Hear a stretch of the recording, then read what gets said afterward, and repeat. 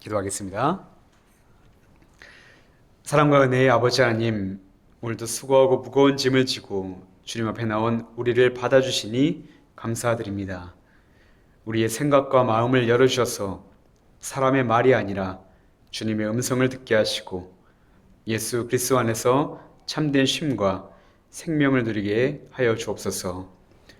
또한 성령께서 말씀을 깨닫게 하시고 말씀을 전하는 자와 듣는 모든 성도 가운데 함께하여 주셔서 이 말씀이 우리를 살리고 우리를 주님의 곁으로 인도하는 그런 복음의 말씀이 되게 하여 주옵소서. 감사드리며 우리를 구원하신 예수 그리스도 이름으로 간절히 기도하옵나이다. 아멘. 오늘도 주님의 은혜를 사모하며 예배의 자리에 나오신 여러분들을 환영하고 축복합니다. 우리 옆에 교우와 이렇게 인사하고 시작하겠습니다. 주님 안에서 참된 쉼을 누리시기 바랍니다. 주님 안에서 참된 쉼을 누리시기 바랍니다. 오늘 선포되는 이 말씀이 여러분들의 메마른 심령의 단비가 되며 주님의 크신 사랑을 발견하는 복된 시간 되시기를 주님의 이름으로 축복합니다. 아멘. 오늘 말씀을 한 주 동안 준비하면서 가장 먼저 제 머리에 떠오른 이야기가 하나 있었습니다. 바로 그리스 신화에 나오는 시시포스라는 왕의 이야기인데요. 잠시 그 이야기를 들려드리며 말씀을 시작할까 합니다. 시시포스 왕은 어느 날 신들의 노여움을 사게 되어 아주 특별한 벌을 받게 됩니다. 그 벌은 거대한 바위를 산 꼭대기까지 밀어 올리는 그런 벌이었습니다. 그는 온 힘을 다해 바위를 밀어 올립니다. 숨은 턱까지 차오르고 온몸에는 땀은 비오듯 흐르지만 포기하지 않고 한 걸음 한 걸음 산을 오르게 됩니다. 근데 정상에 도달해서 이제 다 끝났구나 라고 생각하던 순간 바위는 다시 산 아래로 떨어져 버리게 되죠. 그러면 그는 다시 내려가 처음부터 바위를 밀어 올려야만 했습니다. 그러나 또 올리고 나면 또 떨어지고 올리고 나면 또 떨어지고 끝도 없이 이 일을 반복하게 되는 것이죠. 근데 여러분, 이 시시포스의 모습이 꼭 우리 모습 같지 않습니까? 바위만 밀면 바위를 다 밀어 올리면 끝날 줄 알았는데 그 바위를 넘으면 또 다른 바위가 우리를 기다립니다. 경제적인 바위, 건강의 바위, 가족이라는 이름의 바위, 죽음이라고 하는 바위 등 우리는 태어나서 죽는 순간까지 이 무거운 짐을 내려놓지 못한 채 끊임없이 산을 오르게 됩니다. 그런데 더더욱 안타까운 사실 하나는 우리 힘으로는 이 바위를 멈출 수도, 이 굴레에서 벗어날 수도 없다는 것이죠.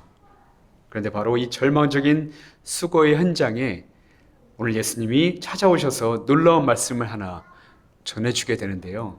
본문 28절입니다. 수고하고 무거운 짐진 자들아 다 내게로 오라 내가 너희를 쉬게 하리라. 그렇다면 오늘 주님이 우리에게 주시고자 하는 쉼은 과연 무엇일까요? 그리고 어떻게 해야만 우리가 이 무거운 짐들을 내려놓고 온전한 쉼을 누릴 수가 있는 것일까요? 그 답을 찾기 위해 이제 함께 말씀으로 들어가 보겠습니다. 오늘 본문은 마태복음 11장 25절에서 시작되는데 이 말씀의 배경을 아는 것이 오늘 말씀을 이해하는 데 참으로 중요합니다. 본문 바로 앞에서 예수님은 제자들과 함께 고라신과 벳세다, 가버나움에서 수많은 권능을 행하셨습니다. 병든 자를 고치시고 귀신을 쫓아내시고 하나님 나라를 선포하셨습니다.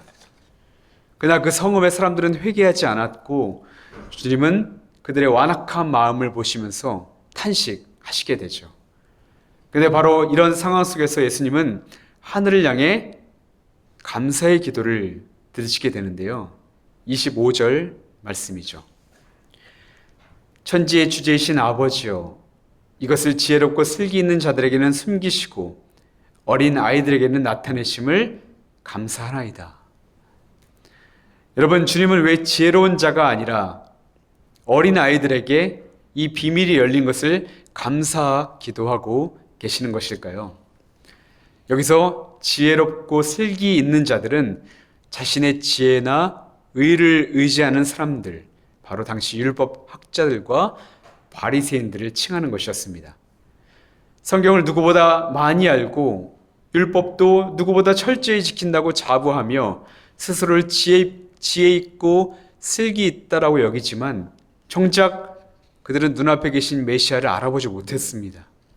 자신의 지식과 그 공로라는 자기 의가 가득해서 하나님의 은혜가 들어올 자리가 한 군데도 없었기 때문이죠.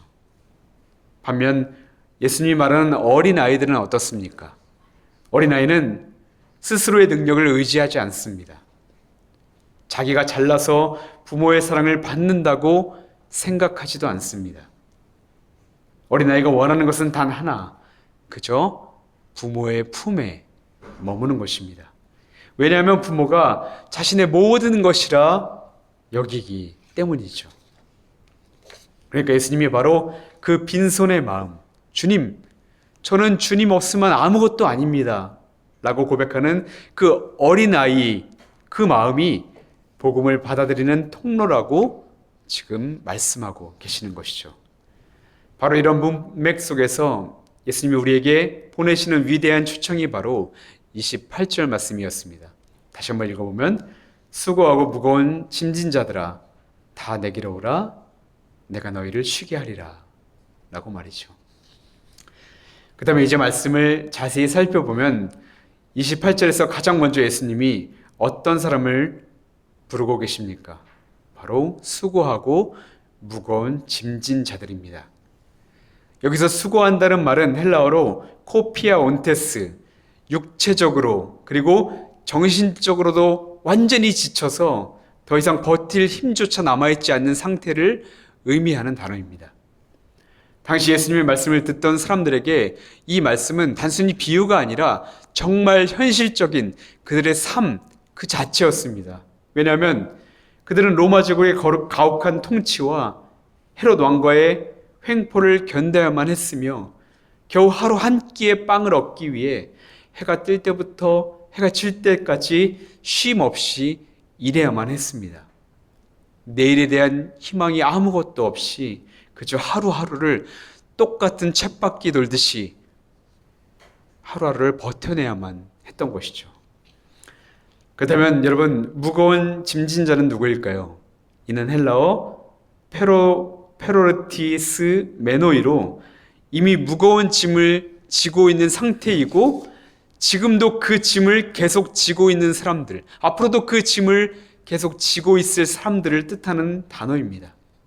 즉 스스로 짐을 진 것이 아니라 다른 누군가에 의해 짐이 지워지는 사람들을 뜻하는 단어이죠. 당시 종교 지도자들은 하나님이 주신 율법에 전통과 규례를 더하여 백성들에게 감당하기 어려운 짐을 지워줬습니다. 얘들아, 이것도 해야 한다. 저것도 해야 한다. 너희가 꼭 이것을 해야만 하나님이 너희를 인정하셔. 하나님이 너를 사랑하셔. 이렇게 끊임없이 백성들을 정죄의 감옥에 가둘 뿐이었습니다. 상황이 이렇다 보니 사람들의 삶은 매일이 고통스러운 수고였고 위로와 생명을 주어야 할 하나님의 말씀은 오히려 그들의 영혼을 짓누르는 그런 무거운 짐이 되어 버렸던 것이죠. 그런데 여러분, 당시 사람들에게 그리고 지금 우리들에게 지어진 짐이 어디 이것뿐입니까? 둘째 성서봉독이었던 로마서 7장에서 사도 바울은 인간이 짊어진 가장 근원적이고 무서운 짐, 곧 죄의 법에 대해 이렇게 이야기합니다. 19절에서 바울은 이렇게 고백하죠. 내가 원하는 바 선은 행하지 아니하고 도리어 원하지 아니하는 바 악을 행하는도다. 여러분, 놀랍게도 이 고백은 믿음 없는 사람의 이야기가 아니라 그 위대한 사도 바울의 고백이라는 것을 우리는 눈여겨보아야만 합니다. 그러니까 바울도 우리처럼 하나님의 말씀대로 살려고 애쓰고 또 애쓰고 또 애쓰지만 끝내 자신의 힘으로는 그 반복되는 죄를 이길 수 없음을 고백하고 있는 것이죠. 그러면서 24절을 보면 그는 이런 절규를 쏟아냅니다. 오호라, 나는 곤고한 사람이로다. 이 사망의 몸에서 누가 나를 건져내랴. 그런데 여러분, 지금 바울이 묘사하는 인간의 모습이 바로 저와 여러분들의 솔직한 모습임을 우리는 기억해야만 합니다. 하나님 앞에서 나를 증명해야 한다는 그 강박의 짐, 이만큼은 해야 내가 하나님께 인정받겠다는 그 성취의 짐, 그리고 매번 실패할 때마다 찾아오는 무거운 죄책감의 짐. 아무리 애쓰고 아무리 노력해도 결국 내 힘으로는 감당할 수 없는 그 죄와 싸우다가 기진맥진해져 버린 그 상태. 이것이 바로 바울이 말하는 인간의 실상이며 이 짐들이 늘 우리의 영혼을 숨막히게 짓누르고 있다는 것입니다. 그런데 여러분, 이런 인생들을 아시는 예수님께서 우리에게 전해주는 말씀이 무엇이었습니까? 나는 마음이 온유하고 겸손하니 나의 멍에를 메고 내게 배우라. 그리하면 너희 마음이 쉼을 얻으리니.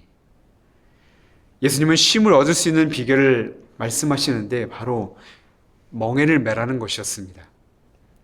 여러분, 쉼하고 멍에가 어떻게 연관이 됩니까? 그러나 이 멍에에 담겨진 의미를 알게 된다면 얼마나 큰 은혜인지 우리는 발견할 수가 있는데요.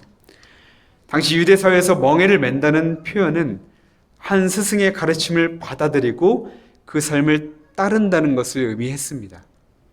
그러니까 나의 멍에를 매라는 예수님의 말씀은 무엇이냐면 내 제자가 되어 내게 배우라, 나를 따라 살아가라 라는 요청이었습니다.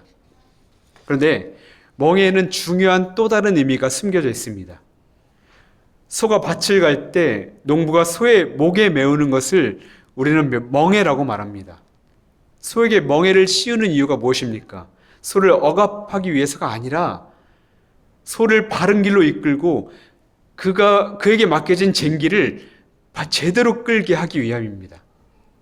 얼핏 보기에는 그 소가 자유를 빼앗긴 것처럼 보이지만 사실 멍에는 그 소를 보호하기 위해, 그 소가 제 역할을 하기 위해 그를 묶어주는 바로 사랑의 도구였다는 것이죠. 또한 당시 유대 농경사회에서는 두 마리의 소가 하나의 멍에에 함께 묶고 밭을 가는 경우가 많았습니다. 왜냐하면 숙련된 소가 어린 소와 함께 멍에를 끌며 그 어린 소에게 그 밭을 가는 법을 배우게 하기 위함이었습니다. 그런 의미에서 예수님이 나의 멍에를 매라고 하신 말씀을 보면 얘들아, 너 혼자 인생의 바위를 밀려 하지 말고 내 곁에만 딱 붙어 있으렴. 내가 너와 함께 멍에를 메고 내 인생의 모든 짐을 내가 져줄게 라는 사랑의 약속이었던 것이죠. 여기서 그치지 않고 예수님은 참된 쉼을 얻는 비결을 또 하나 말씀하셨는데 그것은 바로 내게 배우라는 것이었습니다. 여기서 배운다는 것은 단순히 지식을 얻는 것이 아니라 주님이 십자가에서 그러하셨듯 나는 아무것도 할 수 없으나 하나님께서는 모든 것을 하실 수 있다는 그 철저한 신뢰를 배우라는 것입니다.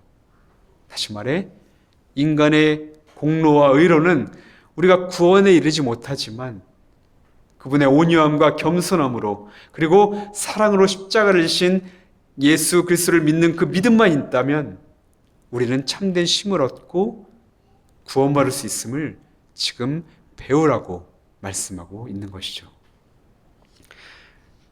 사랑하는 여러분, 예수님께서 자신의 멍에는 쉽고 짐은 가볍다고 말씀하신 이유가 바로 이것입니다. 구원은 우리가 율법의 사다리를 타고 올라가는 고단한 노동이 아니라 주님이 이미 메고 계신 멍에에 우리 목을 살짝 얹기만 하면 되는 은혜의 선물이기 때문이죠. 주님과 보폭을 맞추는 이 은혜의 동행이 우리에게 얼마나 큰 힘이 되는지 저도 얼마 전 수호와 함께 보내며 얻은 작은 깨달음을 여러분과 잠시 나누고자 합니다. 수호가 가장 많이 하는 말이 있습니다. 바로 싫어, 아냐, 안 해 근데 요즘 들어 그 단어에 추가된 또 하나의 단어가 있는데 그것이 무엇이냐면 도와줘입니다. 아빠 도와줘. 엄마 도와줘. 이번 주에 어린이집에서 이제 아이를 데리고 하원을 하는데 갑자기 수호가 자기 가방을 원래 제가 들거든요. 무거워서. 근데 자기가 들겠다는 겁니다. 아빠 가방 나 줘. 내가 들래 하는 겁니다. 그래서 가방을 들게 해줬더니 호기롭게 메고 이제 놀더라고요. 어린이집에서. 근데 정말 얼마 지나지 않아 가방이 무거웠던지 저를 보더니 이렇게 이야기하는 것입니다. 아빠 도와줘. 도와줘. 아이의 요청에 제가 다시 가방을 들어주면 아이는 다시 웃으며 자유롭게 돌아다니게 됩니다. 근데 저는 이런 수호의 모습을 보면서 오늘 예수님의 말씀이 떠올랐습니다. 수고하고 무거운 짐진 자들아 다 내게로 오라. 내가 너희를 쉬게 하리라. 여러분, 예수님께서 원하시는 것이 바로 이걸 아닙니까?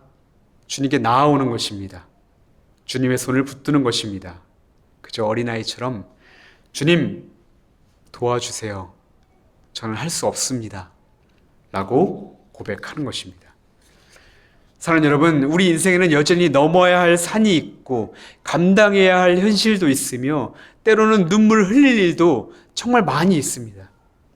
그러나 변하지 않는 분명한 사실 하나는 저와 여러분은 혼자가 아니라는 것입니다. 오늘 바울이 로마서 7장 24절에서 오호라 나는 곤고한 사람이로다. 이 사망의 몸에서 누가 나를 건져내랴 라고 절규했지만 곧이어 25절에서 우리 주 예수 그리스도로 말미암아 하나님께 감사하리로다 라고 고백할 수 있었던 이유가 무엇이었습니까? 상황이 달려졌기 때문이 아니라 자신의 가장 무거운 짐을 이미 십자가에서 담당하신 주님, 그리고 지금도 자신의 손을 붙드시고 끝까지 함께 걸어가시는 그 주님을 바라보았기 때문입니다. 사랑하는 여러분, 이 시간 저와 여러분도 아이가 아버지의 손을 붙잡고 걸어가듯 우리의 손을 붙드시고 우리의 걸음을 인도하시며 생명의 길까지 끝까지 함께 하시는 예수 그리스도를 신뢰하시기를 간절히 바랍니다. 그래야 어떤 상황 속에서도 주님이 주시는 참된 쉼과 생명을 누리며 우리 주 예수 그리스도로 말미암아 하나님께 감사합니다. 바울의 이 고백이 저와 여러분의 기쁨의 고백이 되기를 주님의 이름으로 축복합니다. 아멘. 이제 말씀을 맺으려고 합니다. 오늘 첫 번째 성서봉독이었던 스가랴 9장 9절을 보면 스가랴 선지자는 장차 오실 왕이신 예수님의 모습을 이렇게 예언합니다. 보라 내 왕이 내게 임하시나니 그는 공의로우시며 구원을 베푸시며 겸손하여서 나귀를 타시나니 나귀의 작은 것 곧 나귀 새끼니라. 세상의 왕들은 자신의 권세를 드러내기 위해 화려한 병거와 준말을 타고 오지만 우리의 왕이신 예수님은 가장 낮은 자의 모습으로 겸손히 나귀 새끼를 타고 우리에게 오셨다고 말씀합니다. 왜일까요? 그래야만 수고하고 무거운 짐진 우리가 두려움 없이 아무 부담 없이 그분 곁으로 나아갈 수 있기 때문입니다. 주님은 높은 보좌에서 우리를 정죄하기 위해서가 아니라 가장 낮은 자리까지 내려오셔서 우리의 짐을 대신 지시기 위해 내려오셨던 것입니다. 사랑하는 여러분, 오늘 예수님은 우리를 모두를 향해 이렇게 초대하십니다. 수고하고 무거운 짐진 자들아 다 내게로 오라. 내가 너희를 쉬게 하리라. 사실 이 말씀에서 가장 은혜로운 단어가 무엇이지 아십니까? 바로 다라는 말씀입니다. 다 내게로 오라. 주님은 자격을 갖춘 사람만 오라고 하지 않으셨습니다. 봉사 많이 한 사람만 오라고 하지 않으셨습니다. 죄 없는 사람만 오라고 하지 않으셨습니다. 그저 다 오라고 말씀합니다. 죄의 짐에 눌린 사람도, 삶의 무게에 지친 사람도, 염려와 두려움에 잠 못 이루는 사람도 모두 다 오라고 말입니다. 사랑하는 여러분, 이번 한 주간도 혼자 짐을 다 짊어지려고 애쓰지 마시길 바랍니다. 내 힘으로 인생의 바위를 밀어내려고 몸부림치지 마시고 그저 무거운 짐을 그대로 들고 주님께 나아가시기 바랍니다. 주님께서 약속하신 대로 삶의 무거운 짐을 함께 져주시며 성령님을 통해 우리의 마음에 세상이 줄 수 없는 참된 평안과 쉼을 허락해 주실 것입니다. 다 내게로 오라, 내가 너희를 쉬게 하리라. 이 주님의 음성이 여러분의 삶의 모든 자리에 날마다 들려지며 주님과 함께 생명의 길을 끝까지 걸어가는 저 여러분 되시기를 주님의 이름으로 축복합니다. 아멘. 기도하겠습니다. 은혜로우신 주님, 오늘도 다 내게로 오라고 부르시는 주님의 음성을 듣게 하심을 감사드립니다. 우리의 죄와 염려와 삶의 무거운 짐을 주님의 십자가 앞에 내려놓게 하시고 온유하고 겸손하신 예수님과 동행하며 참된 쉼을 누리는 그런 복된 인생이 되게 하여 주시옵소서. 이번 한 주간도 성령께서 우리를 붙드시고 주님 안에서 감사와 평안으로 살아가게 하여 주옵소서. 우리의 쉼이 되시는 예수 그리스도 이름으로 간절히 기도하옵나이다. 아멘.